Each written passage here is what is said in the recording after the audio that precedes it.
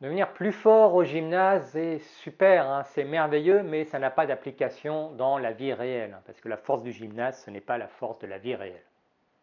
Qu'est-ce que je l'ai entendu celle-là? Régulièrement, on nous sort la même chose. Parce qu'au gymnase, eh bien, quand on fait un soulevé de terre, on est dans des conditions idéales, on a une barre avec la taille idéale, on peut aligner tous les segments, et ça, eh bien, ce n'est pas ce qu'on a dans la réalité. Et on a tout un tas d'arguments pour tous les exercices. Eh bien, en fait, on a là une incompréhension de ce que c'est que la force. La force, ce n'est pas juste un mouvement en particulier. On choisit des mouvements parce qu'ils sont polyarticulaires, parce qu'ils nous permettent d'augmenter la charge et qu'ils nous permettent aussi d'appliquer les différents principes de la force au mieux. Et qu'on va augmenter avec un soulevé de terre ce mouvement de charnière, hein, de flexion-extension de hanche. Avec les squats, on va aller augmenter la force dans ce mouvement de squat, quels que soient les squats. Avec tout ce qui est développé, on va augmenter la force notamment du haut du corps, mais pas seulement, parce que ça va se transmettre partout.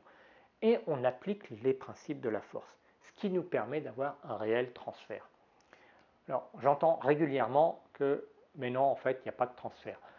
Hein, voyons, j'ai juste pris de temps en temps quelques vidéos de choses que je suis capable de faire aujourd'hui, quand même, que je n'étais pas capable de faire quand j'étais beaucoup plus jeune.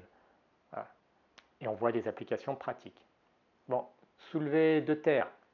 Eh ben, quand on est capable de faire un soulevé de terre avec une barre à 165 kg, même dans des conditions parfaites, eh bien, ça permet d'aller soulever des blocs de béton qui font 40 kg sans avoir peur de complètement se bousiller le dos, hein, et sans être bloqué, devoir appeler quelqu'un pour nous aider.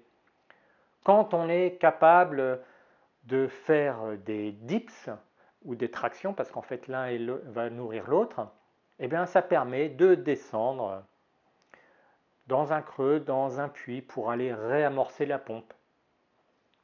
Quand on est capable de faire des squats correctement, en particulier le squat, le Zercher squat, hein, qui est un squat particulier où on va prendre le poids au creux des coudes, eh bien cela permet de déplacer un rondin, un gros rondin de bois, quand même relativement lourd, sans avoir besoin, encore une fois, de faire appel et d'attendre que quelqu'un puisse venir nous aider.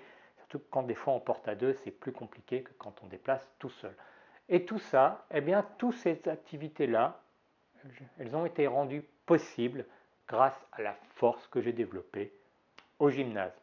Alors, si tu penses que la force du gymnase ne s'applique pas dans la vie réelle, bien t'en face. Moi, je vais continuer pour moi-même et pour mes élèves à développer un maximum de force au gymnase dans des conditions qui sont souvent idéales et de voir qu'elles se transfèrent dans la vie de tous les jours. Ça ne veut pas dire que c'est la seule chose qu'on va faire. Plus on va avancer, plus on va aussi penser à toute cette force de liaison. Mais déjà au départ, eh bien, avant de chercher à faire des exercices fonctionnels qui reproduisent au maximum, développons la force de base dans les exercices de base polyarticulaires avec un maximum de poids en fonction de son niveau du moment en gardant une technique correcte. Et c'est ça qui va avoir une réelle application dans la vie de tous les jours plutôt que tous ces exercices de force soi-disant fonctionnels qui en fait ont beaucoup moins d'application. Force maximale au début, qualité de mouvement également, et on a des applications réellement fonctionnelles dans la vie de tous les jours.